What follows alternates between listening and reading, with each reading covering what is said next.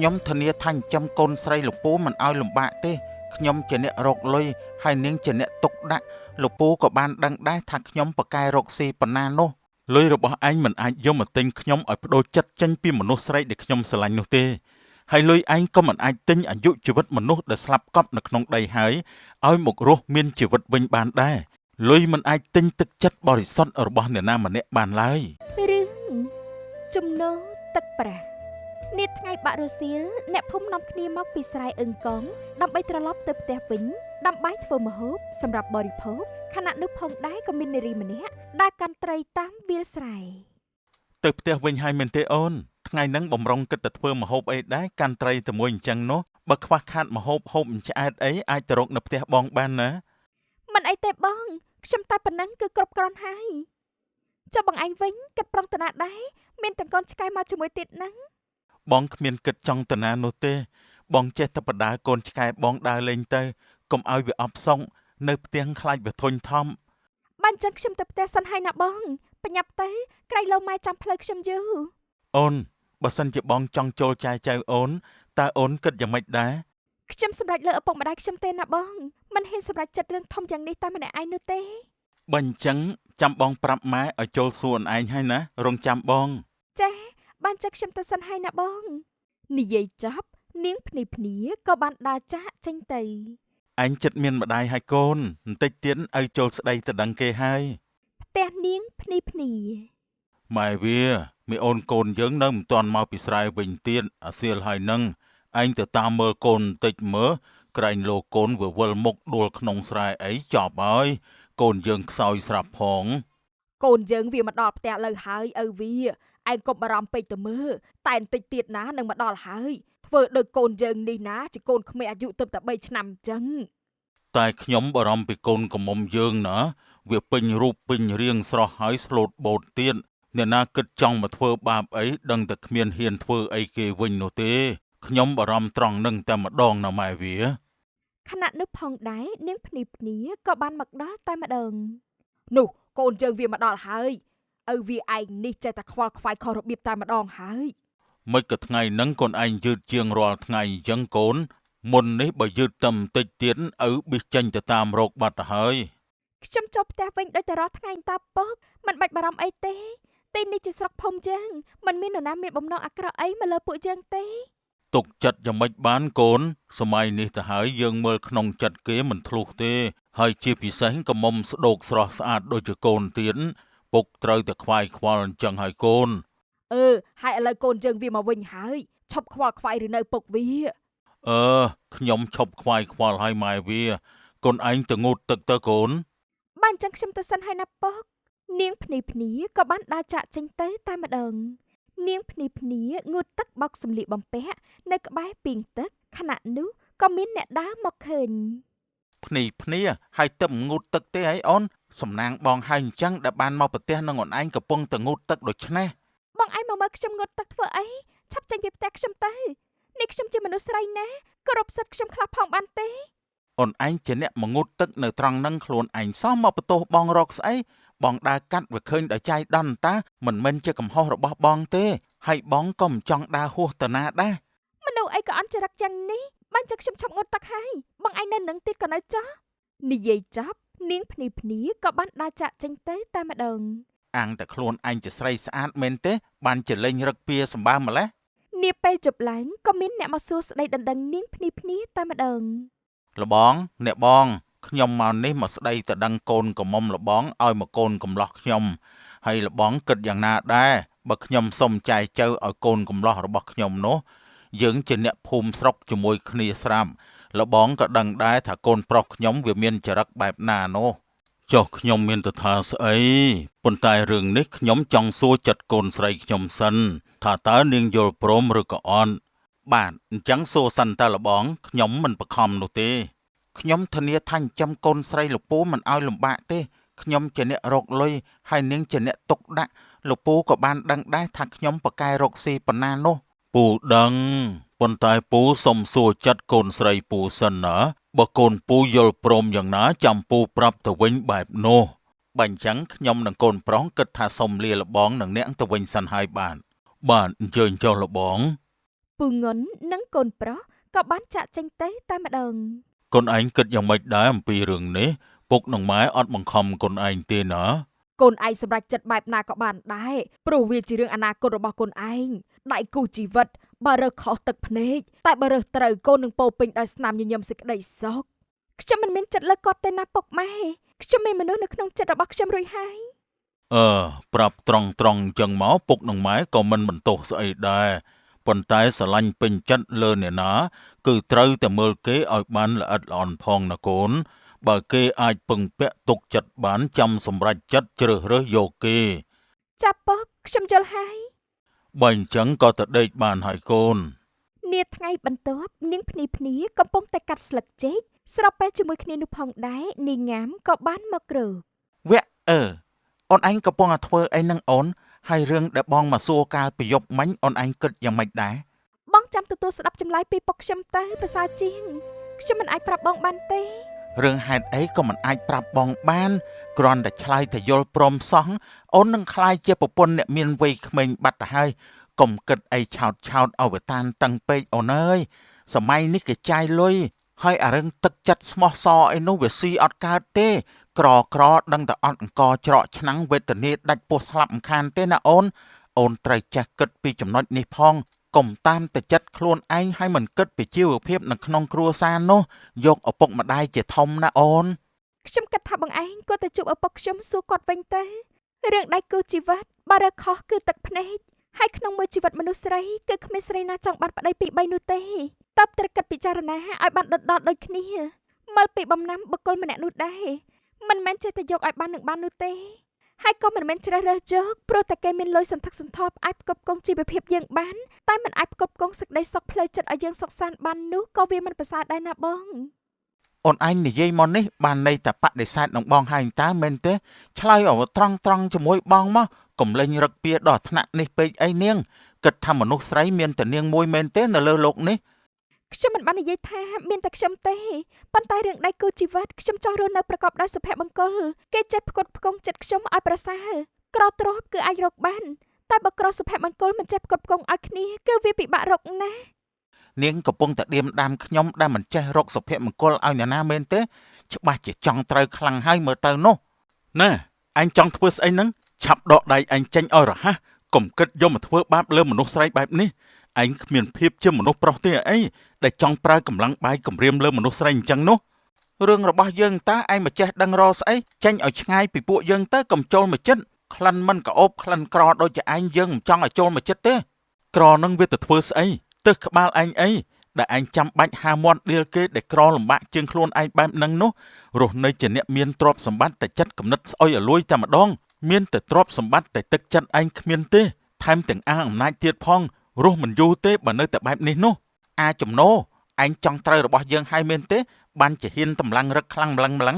យើងមិនធ្វើអ្វីខុសយើងមិនខ្លាចនោះទេអាចំណោអារស័ត បានហើយបងឯងទៅផ្ទះបងឯងវិញចុះ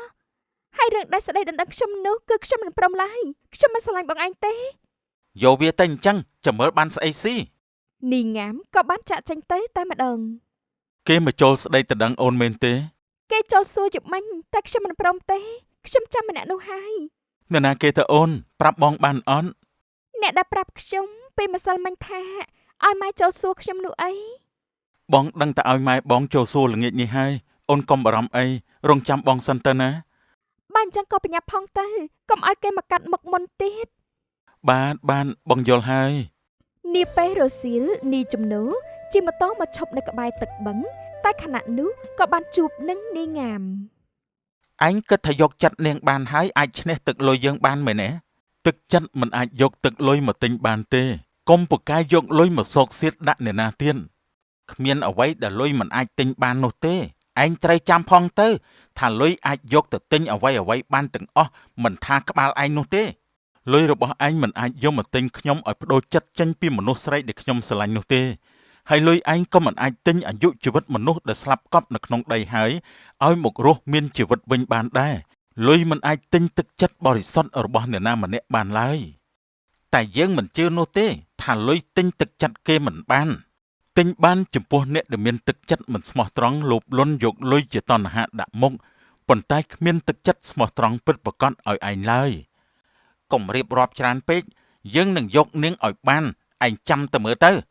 យើងអង្គុយចាំតែមើលនោះទេនាយងាមក៏បានចាកចេញទៅនាពេលជប់ឡើងនាយជំនោក៏បាននាំម្ដាយមកស្ដីដណ្ដឹងនាងភ្នីភ្នីកូនខ្ញុំវាចង់បានកូនស្រីលោកបងហើយឲ្យខ្ញុំនេះមកសាកសួរលោកបងហើយលោកបងគិតបែបណាដែរទៅ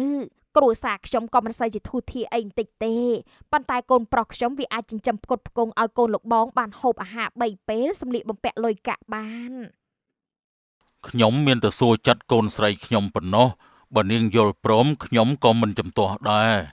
កូនឯងយល់ព្រមដែរទេកូនខ្ញុំព្រមហើយពុកបើអញ្ចឹងគឺល្អហើយ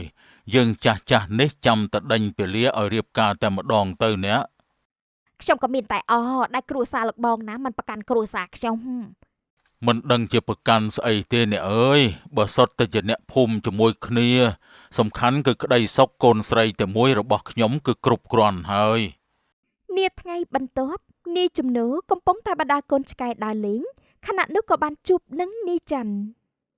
អាចចំណោហើយនាំកូនឆ្កែដើរតាណាហ្នឹងវ៉ៃទៅរកគូទៅដឹងគ្នាហ្នឹងណាហើយឯងទៅមកពីណាដែរហ្នឹងគ្នាទៅមកពីស្រែដែរគ្នាបានឃើញនាងភ្នីនៅជាមួយនឹងអាងាម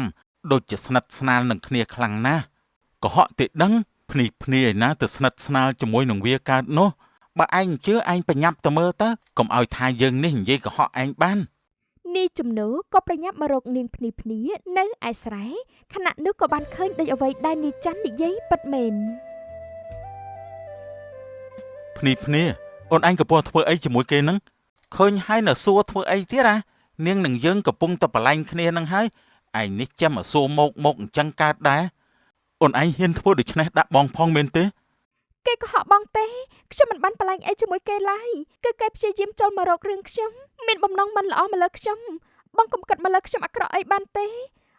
ចង់កុហកវាដល់ណាទៀតក្រាញ់អូនឯងនិយាយថាយកវាជាឈ្នន់បោកវាអន្តែហើយអ្នកដែលអូនឯងចង់រៀបការជាមួយពិតប្រាកដនោះគឺជាបងមិនមែនជាវាទេ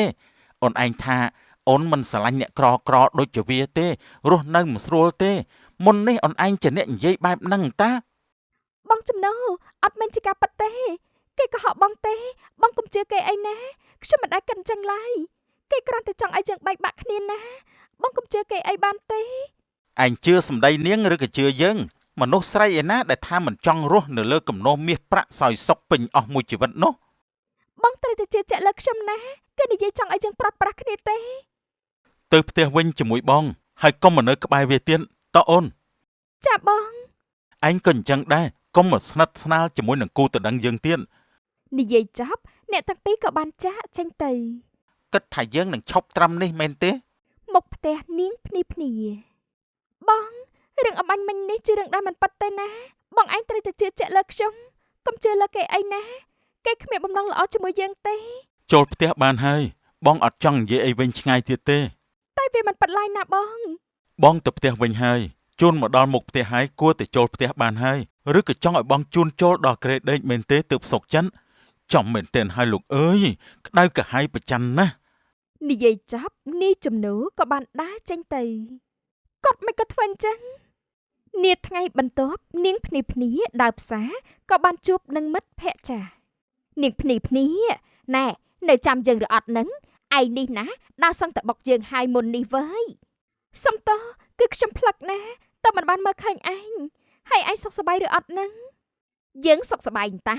មើលតែឯងផ្លឹកអញ្ចឹងតើមានរឿងអីមែនទេគឺគូដណ្ដឹងរបស់ខ្ញុំគេខឹងខ្ញុំ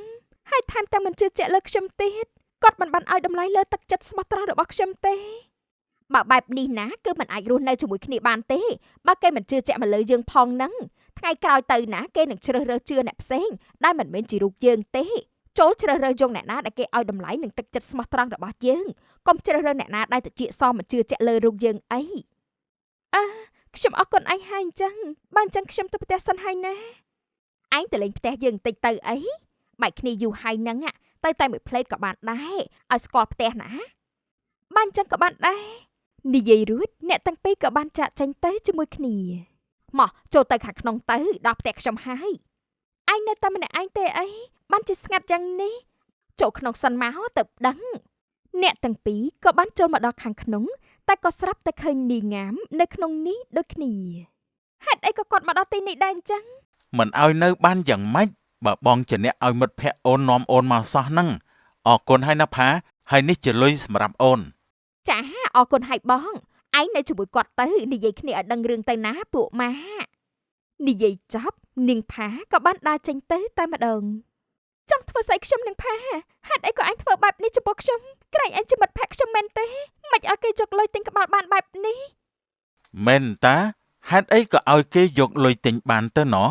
បងបាននិយាយហើយថាលុយអាចទិញអ្វីបានទាំងអស់សូម្បីតែមិត្តភក្តិរបស់អូនក៏យកអូនមកឲ្យបងដែរដោយគ្រាន់តែបងហុចលុយឲ្យតែប៉ុណ្ណោះអាគូទៅដឹងអូនឯងវាមកមិនទាន់ទេ លេខខ្ញុំភ្លាមទៅខ្ញុំចង់ចេញពីទីនេះជួយខ្ញុំផងសូមមេត្តាជួយខ្ញុំផងជួយខ្ញុំផងទៅអើយដល់លេខខ្ញុំទៅកុំធ្វើអញ្ចឹងអីណាខ្ញុំមិនស្រឡាញ់បងឯងទេដល់លេខខ្ញុំទៅ មិនស្រឡាញ់អត់ទៅឲ្យតែបងបានខ្លួនក៏វាមិនខាតអីដែរ ស្របពេលជាមួយគ្នានោះផងដែរនាងភ្នីក៏បានរត់ចេញមកបាន ភ្នេះអូនឯងមកធ្វើអីហ្នឹង បងចំណោជួយខ្ញុំផងគេចង់ធ្វើបាបខ្ញុំ ឆាប់មកវិញភ្លាម អត់ទេខ្ញុំមិនទៅទេបងគេចង់ចាប់ខ្ញុំគេចង់ធ្វើបាបខ្ញុំហើយ នាងឯង នាងងាមក៏បានរត់ចេញទៅយ៉ាងលឿនតែម្ដង ឯងអាងាម តោះឆាប់ទៅវិញទៅកុំរករឿងគេអីខ្ញុំខ្លាចគេណាស់ខ្លាចប្រភេទមនុស្សនឹងណាស់ អូនឯងនេះមិនដឹងជាខាត់បងធ្វើស្អីទេបងចង់តែចាត់ការវាចាញ់ដែលវាហ៊ានធ្វើបាបអូន ឆាប់ទៅផ្ទះវិញទៅបងខ្ញុំខ្លាចណាស់ បើអញ្ចឹងបងនាំអូនទៅផ្ទះវិញតោះ និយាយចប់អ្នកទាំងពីរក៏បានចាកចេញទៅផ្ទះនាងភ្នី នេះសំណាងហើយដែលគូទៅដឹងខ្លួនឯងទៅទាន់បើមិនអញ្ចឹងទេខ្លួនឯងនឹងចប់ហើយអាមនុស្សនេះពិតជាអាក្រក់មែន កូនឯងបានធូរខ្លះឬនៅកូនស្រីខ្ញុំលេងអីហើយម៉ែខ្ញុំមិននឹកស្មានថាមិត្តភក្តិដែលធ្លាប់ស្គាល់រៀនជាមួយគ្នាគេនាំខ្ញុំទៅឲ្យអ្នកផ្សេងធ្វើបាបព្រោះតែលេងអញ្ចឹងសោះហើយក៏មិននឹកស្មានថាលុយអាចទិញផ្ដាច់ទំនាក់ទំនងដែលធ្លាប់មានកន្លងមកនោះបានចងាយទៀតខ្ញុំពិតជាខូចចិត្តខ្លាំងណាស់ បងសុំទោសដូចគ្នាព្រោះតែបងទៅអូនខ្លាយទៅជាបែបនេះតទៅបងមិនតិចសទៀតទេបងនឹងជឿជាក់លើអូនគ្រប់រឿងអត់ទោសឲ្យបងផងណា ខ្ញុំមិនខឹងនឹងបងទេខ្ញុំលើកលែងទោសឲ្យបងបានព្រោះបងក៏លុបលាងកំហុសដោយការជួយខ្ញុំមកនេះរួចហើយប៉ុន្មានថ្ងៃក្រោយមកនីងាមនិងផាត្រូវបានចាប់ពីបទដែលលួងលោមយកមនុស្សទៅឲ្យគេបំពេញរាងកាយរីឯនីងាមត្រូវចាប់ដាក់ឃុំឃាំងមួយរយៈដូចគ្នាដែលបំពេញធ្វើបាបមនុស្សស្រីជាច្រើនខែកន្លងផុតទៅនីចំណូនិងនាងភ្នីក៏បានរៀបការជាមួយគ្នារួចស្រេចតែម្ដងនៅមុខផ្ទះ កូនឪម៉ែឯងនៅណាហេតុអីក៏មិនឃើញសោះអញ្ចឹងហេយេប៉ែកនេះបាត់តាណាទៀតហើយណោះតោះទៅរកម៉ែឯងជាមួយឪកូនសម្លាញ់ មិនបាច់រកទេខ្ញុំមកវិញហើយបងឯងនេះគ្រាន់តែខ្ញុំដើរបាត់មួយផ្លេតក៏មិនបានដែរ បាត់មុខយ៉ាងម៉េចបានបើស្រឡាញ់ប្រពន្ធបងស្អាតសឹងអីទៅហើយនឹង បើស្រឡាញ់ទុកចិត្តជឿជាក់លើគ្នាផងគិតថាមិនដឹងមែនដែលចង់ចេញតាមរកនោះព្រោះតែខ្លាចខ្ញុំនៅជាមួយមនុស្សប្រុសមែនឬអត់ អត់ទេអូនឯងកុំចេះតែចោទប្រកាន់មកលើបងបែបនេះមើលបងជឿជាក់លើអូនឯងសឹងអីទៅហើយនឹង បានតែមាត់ទេមុខនេះ មាត់បងក៏បានស្អីផ្សេងក៏កើតដែរ មនុស្សឆ្លើយនាពេលនោះគ្រួសារពួកគេក៏រស់នៅជាមួយគ្នាដោយសេចក្តីសុខដែលលុយមិនអាចយកមកទិញបានឡើយដោយការជឿជាក់មកលើគ្នារឿងអំណោយរបស់អ្នកហើយនាពេលព្រឹកព្រលឹមរោងការក៏រើចេញពីផ្ទះម្ចាស់ការឡានដឹកយកចេញទៅកូនកំឡោះឈរសម្លឹងរថយន្តដែលបានចាក់ចេញទៅនោះ ហើយមកផ្លេតសោះការរួចបាត់ហើយខ្ញុំគេដឹកអញ្ជូនរោងការចេញទៅអស់ប្រពន្ធក៏ដេកមិនទាន់ភ្ញាក់ទៀត ស្របពេលជាមួយគ្នានោះឪពុកក្មេករបស់គេក៏បានចេញពីក្នុងផ្ទះមកសួរនាំកូនប្រុស ភ្ញាក់លឿនម្លេះកូនប្រសាប្រពន្ធឯងមិនទាន់ភ្ញាក់ទេអីបានពងប្រពន្ធខ្ញុំមិនទាន់ភ្ញាក់ទេយប់មិញភ្ញៀវមកច្រើនពេកអាចจะអស់កម្លាំងខ្លាំងហើយពងភ្ញៀវមកច្រើនមែនទាំងខាងកូនឯងនិងខាងពុកគឺមកដូចប្រដាក់គ្នាអញ្ចឹងកូនឯងទៅរកអីហូបជាមួយពុកឬក៏អត់កូនមិនទាន់ទេពុកខ្ញុំនៅចាំប្រពន្ធខ្ញុំភ្ញាក់សិនពុកនាំម៉ែកូនឯងទៅមុនហើយអញ្ចឹង ប្តីប្រពន្ធកូនចាំទៅតាមក្រោយចុះណាបាទពង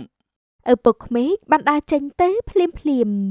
ប្រពន្ធមិនទាន់ភ្ញាក់ទៀតគួរតែទៅដាស់ឲ្យទៅបាន សីហាចូលទៅក្នុងបន្ទប់ដាស់ប្រពន្ធគេដែលកំពុងតែលង់លក់នៅលើគ្រែ អូនភ្ញាក់ឡើងអូនហើយថ្មណាបានក្រោកថ្ងៃរះផុតជើងមេឃទៅហើយហើយប្រពន្ធហើយប្រពន្ធនៅតែមិនទាន់ភ្ញាក់ពីដេកទៀតអូនល្មមភ្ញាក់ហើយយើងទៅក្រៅជាមួយគ្នា ហើយធ្វើស្អីទេខ្ញុំមិនតាន់ចង់ក្រោកផងចង់ទៅណាបងឯងទៅតែម្នាក់ឯងចាស់ខ្ញុំមិនទៅជាមួយទេហត់ណាស់យប់មិញតម្រាប់តែបិទកម្មវិធីម៉ោង 7:03 ភ្លឺថ្មនេះមកដាស់ទៀតមិនគិតថាឲ្យខ្ញុំបាត់ដេកលក់ស្រួលសោះ បងដាស់ព្រោះបងខ្លាចប្រពន្ធបងឃ្លានតែបើអូនចង់ទៅទេបន្តដេកទៀតចុះបងទៅផ្សារហើយចាំបងទិញអីយកមកផ្ញើអូនវិញ ទៅភ្លាមទេខ្ញុំដេកបន្តហើយថ្ងៃក្រោយបដាស់ប្រពន្ធឲ្យគ្មានការអនុញ្ញាតទៀតណាត្រៀមខ្លួនតួសាយរបស់ប្រពន្ធទេ ហើយពិតជាគួរឲ្យខ្លាចមែនកូនពៅនេះ សីហាចាក់ចេញពីផ្ទះជាមួយម៉ូតូរបស់ប្រពន្ធគេបានទៅដល់ក្នុងផ្សារហើយក៏បានមកដល់តូបលក់គុយទាវ មីងគុយទាវសាច់គោខ្ញុំមួយចានតែជ្រក់ខ្ញុំមួយផងមីង មកតាមម្នាក់ឯងទេអីក្មួយ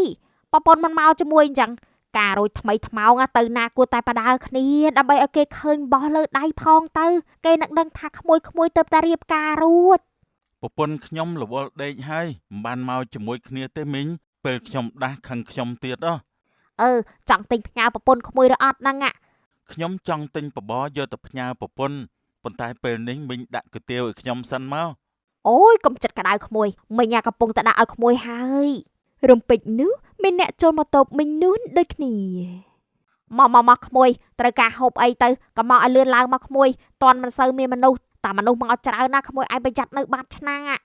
ខ្ញុំមកច្រកបាញ់កាញ់មីងមិនបានហូបនៅតូបនេះទេព្រោះមិនចង់ឃើញមុខអ្នកខ្លះ អូយអាម៉េចវិញទៅក្មួយបើក្មួយមិនចង់ឃើញមុខអ្នកណាទេក្មួយមានតែបិទភ្នែករបស់ក្មួយទៅនោះអ្វីក៏ក្មួយមិនឃើញដែរ មីងដូចជាបញ្ជួសខ្ញុំហើយបើខ្ញុំបិទភ្នែកតែខ្ញុំមើលផ្លូវយ៉ាងម៉េចឃើញមីងខ្ញុំនិយាយនេះខ្ញុំចង់សម្ដៅទៅកាន់អ្នកខ្លះដែលនៅម្ដុំនេះដែរព្រោះតែខ្ញុំមិនចូលចិត្តគេនោះទេខ្ញុំមិនមែនជាតារាផងមិនចូលចិត្តក៏ខ្ញុំមិនខ្វល់ដែរត្រឹមតែជាមនុស្សសាមញ្ញធម្មតារស់នៅកាពះរៀងខ្លួនធំធាត់ឡើងម្ដាយទីទីពីគ្នាទទួលបទពិសោធន៍ជីវិតក៏មិនដូចគ្នាដែរឯងចេះរើសដាក់ខ្លួនដែរមែនមានខ្លួនណាស់និយាយអីបន្តិចដឹងបាត់ថាខ្ញុំសំដៅដល់អ្នកណាឯងខឹងនឹងខ្ញុំព្រោះតែខ្ញុំរៀបការជាមួយចន្ទ្រាកមុំក្នុងភូមិច្រើនណាស់ហេតុអីក៏ឯងចាំតែចន្ទ្រាខ្ញុំជាមួយចន្ទ្រាមិនមែនតាក់ទងគ្នាតែមួយថ្ងៃឡើងរៀបការឯណាពួកយើងតាក់ទងគ្នាមកច្រើនឆ្នាំហើយឯងកាត់ថៃនៅក្នុងខ្លួនហ្នឹងខឹងគេព្រោះតែគេរៀបការជាមួយមនុស្សដែលឯងចាប់អារម្មណ៍នោះមែនទេមីងបញ្ញាប់ច្រកឲ្យខ្ញុំមកខ្ញុំបញ្ញាប់ទៅផ្ទះវិញ ចាក្មួយមិញច្រករបស់ក្មួយឯងតែញ័រដៃអស់ហើយនេះហត់ណេះរួចរាល់ហើយរបស់ក្មួយណា អរគុណហើយមីង ដៃដាក់លុយ 5,000 លើតុរួចក៏បានចាក់ចេញទៅអើយមកមានរឿងនៅតូបមិញកាត់ព្រឹកតែម្ដងណោះក្មួយឯងប្រយ័ត្នផងកុំទៅលេងពាក្យសម្ដីជាមួយគេពេកគេអាចធ្វើបាបមកលើយើងបានណា អរគុណហើយដែលមីងបារម្ភពីខ្ញុំតែខ្ញុំអាចការពារខ្លួនឯងបានមិនអីទេមីង មិញមិនចង់ឲ្យក្មួយមានរឿងទេក្មួយទៅតែរៀបការផងប្រពន្ធក្មួយនឹងទឹកភ្នែកជូតក្បាលជង្គង់មិនខានទេ ខ្ញុំជឿជាក់អ្នកធ្វើការនៅក្នុងភូមិនេះគេមិនបដ ாய் ឲ្យអ្នកដែលធ្វើមិនល្អបានរួចខ្លួនទេមីងច្រកកាទៀវនឹងបបរឲ្យខ្ញុំមកខ្ញុំចង់ទៅហូបជាមួយប្រពន្ធខ្ញុំវិញ អូចាក្មួយសីហាទទួលបានរបស់គេរួចគេក៏បានចាក់ចេញពីតូបមិញនួនភ្លាមទៅតែរៀបការរួចបើមានរឿងប្រពន្ធជុំងាប់ហើយក ុំគិតច្រើនអីកូនមនុស្សស្រីមិនមែនមានតែម្នាក់ឯណាគេរៀបការទៅហើយកូនឯងរកអ្នកផ្សេងទៀតទៅស្ដាយសំណោះក៏វាមិនមានន័យអីដែរគេជាប្រពន្ធរបស់អ្នកផ្សេងទៅហើយនឹងឈឺចាប់ក៏អាចរស់បានដែរកូនឪខ្ញុំនឹងមិនអោយពួកគេបានសុខទេពួកគេធ្វើឲ្យខ្ញុំអាម៉ាស់ណាស់គេធ្វើឲ្យកូនឯងអាម៉ាស់មុខរឿងអីពុកមិនបានឃើញគេធ្វើអីកូនឯងផងហ្នឹង កុំតែក្តៅកាហាយជាមួយរឿងដែលគេមិនបានធ្វើមកលើកូនអីគេដូចទៅនៅតែគេសោះហ្នឹងណាតែខ្ញុំមិនអស់ចិត្តទេចន្ទ្រាបានសន្យាជាមួយខ្ញុំនាងថាទាល់តែមួយឆ្នាំទៀតទើបរៀបការតែនាងក្បត់សន្យាស្រស់ខ្ញុំទ្រាំបានទេ វាជាសិទ្ធិរបស់គេយើងគ្មានសិទ្ធិបញ្ជាឲ្យគេធ្វើតាមសន្យាចាំសន្យានោះទេបាទខ្ញុំយល់ខ្ញុំទៅក្រៅហើយ ដៃបានចាក់ចេញពីក្នុងបន្ទប់យ៉ាងរហ័សមីងសាយបានបន្លឺឡើងបន្ទាប់ពីកូនប្រុសបានចាក់ចេញទៅកូនយើងគឺរឹងដូចឪវាឯងនឹងឯងពីតូចមិនយកចិត្តទុកដាក់ស្ដីបដៅទេលុះពេលធំឡើងហើយវារឹងបែបនេះនិយាយអីក៏មិនស្ដាប់ដែរពិសេសណាស់គឺចូលទៅជាអន្ត្រង់ដូចចាក់ទឹកនៅលើក្បាលទា បន្ទោសខ្ញុំមិនត្រូវទេព្រោះកូននេះខ្ញុំមិនមែនជាអ្នកបង្កើតផងហ្នឹង តែកូនណាស់គឺចេញពីឈាមឪវាឯងនឹងហើយពេលអញ្ចឹងទៅធ្វើជាមិនទទួលស្គាល់មនុស្សមិនដឹងពីកំហុសខ្លួនឯងអញ្ចឹងរកចំណុចខំមិនឃើញកែមិនបានទេឪចលេនហើយគិតថាកូនជាដង្កូវមែនទេថាចប់មីងសាយក៏បានចាក់ចេញទៅភ្លាមដៀលប្តីហើយដើរចេញយ៉ាងលឿនត្មងណោះ សីហារៀបរាប់ប្រាប់ប្រពន្ធអំពីរឿងរ៉ាវដែលបានកើតឡើងចន្ទ្រាស្រាប់តែបន្លឺឡើងគេនោះចង់រករឿងបងឯងទេតែបងកុំភ័យអីបងមានខ្ញុំនៅពីក្រោយខ្នងរបស់បងជីនេះកុំទៅភ័យហើយកុំទៅខ្លាចអីនរណាក៏មិនអាចធ្វើអីលើបងបានឡើយខ្ញុំនឹងទៅអូសកគេមកដល់ផ្ទះយើងនេះអត់មានរឿងអីផងចង់មករករឿងប្តីខ្ញុំហ៎គឺមិនបានជាដាច់ខាត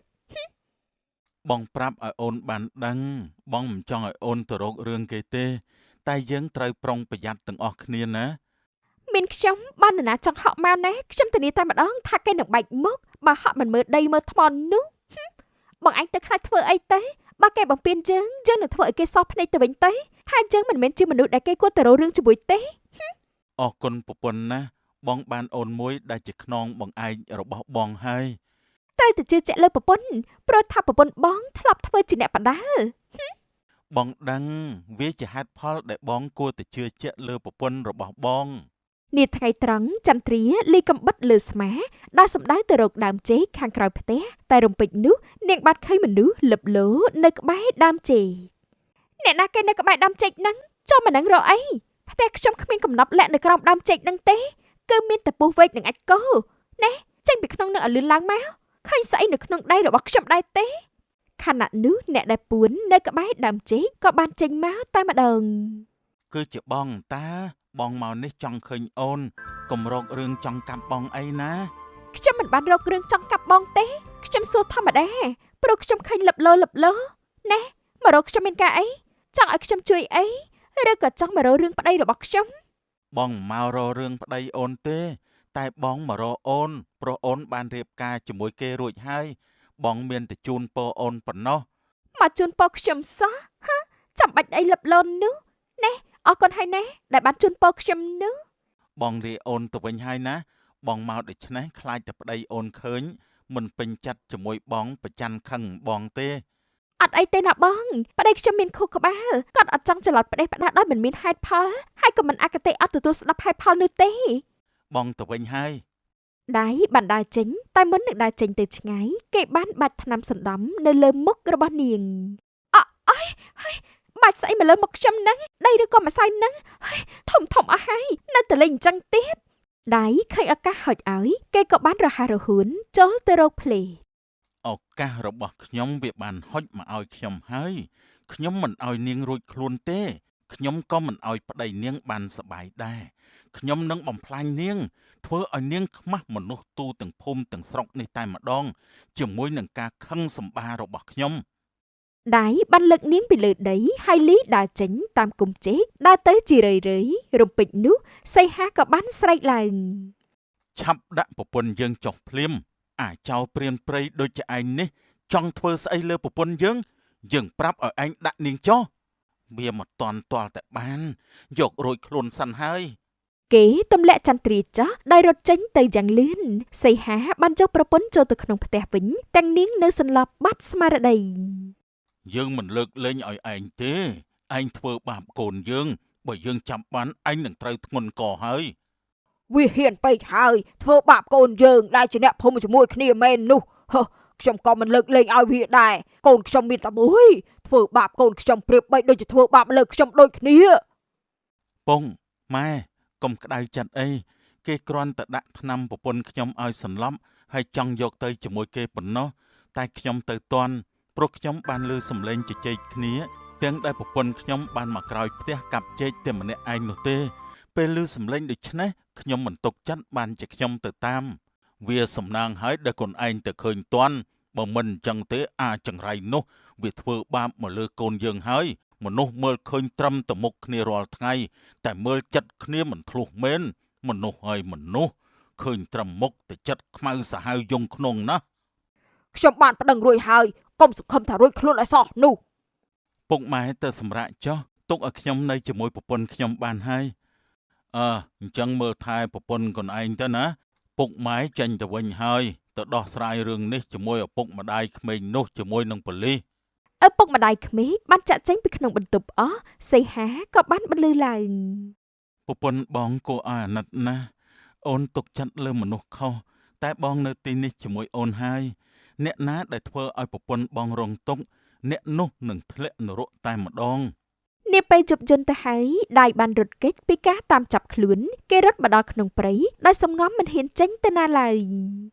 គេដេញតាមចាប់ខ្ញុំលឿនម្លេះខ្ញុំគ្រាន់តែខកបំណងដែលគេសន្យាជាមួយខ្ញុំតែគេធ្វើមិនបានគេធ្វើឲ្យខ្ញុំខឹងណាស់ សំឡេងក្នុងព្រៃឡងសំឡេងប្រោកដូចជានរណាម្នាក់បានដើរចំស្មៅជាមួយនឹងស្លឹកឈើងាប់ងាប់ នោះជាស្អីអញ្ចេះយប់ថ្មនេះទៅហើយមានតែខ្ញុំនៅក្នុងព្រៃនេះឬក៏មានអ្នកផ្សេងទៀតនៅទីនេះដែរកូនម៉ែកូនឪជួយកូនផងកូនខ្លាច ដៃអង្គុយលើស្មៅសំពះបន់ស្រន់ស្របពេលជាមួយគ្នានោះមានសត្វខ្លាបានចេញមកព្រមទាំងក្រហមឡើង ម៉ែអើយជួយផងខ្លាធំណាស់ខ្លាធំណាស់ គេបានរត់គេចពីសត្វខ្លានិងឡើងទៅលើដើមឈើស្រាប់តែឃើញសីហាអង្គុយនៅលើដើមឈើនេះក្បែរគេដូចគ្នា ឯងមកតាមយើងធ្វើអីយើងលេងប្រពន្ធឯងទៅវិញហើយតាយើងបានធ្វើអីទៅលើនាងទេយើងអត់បានធ្វើអីមែនណាឯងមិនបានធ្វើអីប្រពន្ធយើងតែឯងធ្វើឲ្យប្រពន្ធយើងដេកស្ដុកស្ដឹងកំរើកមិនបានឯងត្រូវទៅទទួលខុសត្រូវចំពោះទង្វើដែលឯងបានធ្វើមកលើប្រពន្ធយើងកុំគិតថាឯងអាចរួចខ្លួនបានឲ្យសោះកុំធ្វើបាបយើងអីសុំទោសខ្ញុំសុំទោសខ្ញុំមិនធ្វើទៀតទេកុំធ្វើបាបមកលើខ្ញុំអីខ្ញុំដឹងខុសហើយខ្ញុំខ្លាចហើយពុកម៉ែជួយខ្ញុំផងពុកម៉ែជួយផង សំឡេងស្រែកឲ្យឪពុកម្ដាយជួយលន់ពេញក្នុងគុកដៃត្រូវបានដាក់ឃុំឃាំងគេបានស្រែកឲ្យឪពុកម្ដាយបានឮខណៈដែលឪពុកម្ដាយបានសម្លឹងមើលកូនប្រុសពីចន្លោះចង្រឹងដៃទៅដោយខ្លោចចិត្តចំពោះកូនព្រោះគេវង្វេងវង្វាន់ដូចមនុស្សមិនគ្រប់ឡើយក ូនប្រុសម្ដាយវាជាកំហុសពុកម៉ែណាដែលមិនអាចមើលថែកូនបានល្អពុកម៉ែសុំទោស តោះយើងទៅផ្ទះវិញទៅម៉ែវាកូនយើងនឹងមិនអីទេភ្លាមអញ្ចឹងពេកវាអាចទទួលយកមិនទាន់បានតែយូរទៅនឹងស៊ាំហើយវាជាអំណោយដែលគេទទួលត្រឡប់មកវិញបន្ទាប់ពីទង្វើដែលគេបានសាងឡើងមកនេះវាជាទង្វើមិនល្អទេ នៅក្នុងបន្ទប់ អូនបានស្រស់បោះឡើងវិញហើយតាំងតែពីកើតរឿងនោះមកបងលែងចង់ឲ្យអូនទៅណាមកណាតែម្នាក់ឯងទៀតហើយបងបារម្ភពីសុវត្ថិភាពរបស់អូនណា ខ្ញុំមិនអីទេវាជារឿងដែលស្មានមិនដល់ខ្ញុំមិនដឹងតើគេអាចធ្វើបាបខ្ញុំបានតែចាប់ពីពេលនេះតទៅខ្ញុំនឹងប្រុងប្រយ័ត្នខ្លួនឲ្យបានកាន់តែខ្ពស់បំផុត ពេលទៅណាអូនត្រូវទៅពីអ្នកបងព្រោះបងទុកចិត្តលើប្រពន្ធបងតែម្នាក់មនុស្សចម្លែកបងមិនទុកចិត្តទេ ចាលោកប្តីចាស្ដាប់តាមប្តីក៏បានដែរ ស្ដាប់ប្តីទៅមិនខុសទេអូន បុគ្គលដែលធ្វើរឿងមិនល្អត្រូវផ្ដន្ទាទោសទៅតាមច្បាប់រយៈពេលជាច្រើនខែព្រោះទង្វើអាក្រក់របស់គេបានបំផ្លាញគេដោយខ្លួនឯងវាជាការតាំងចិត្តរបស់គេហើយគេក៏ត្រូវទទួលវាដូចគ្នាទោះមិនចង់ក៏ត្រូវតែទទួល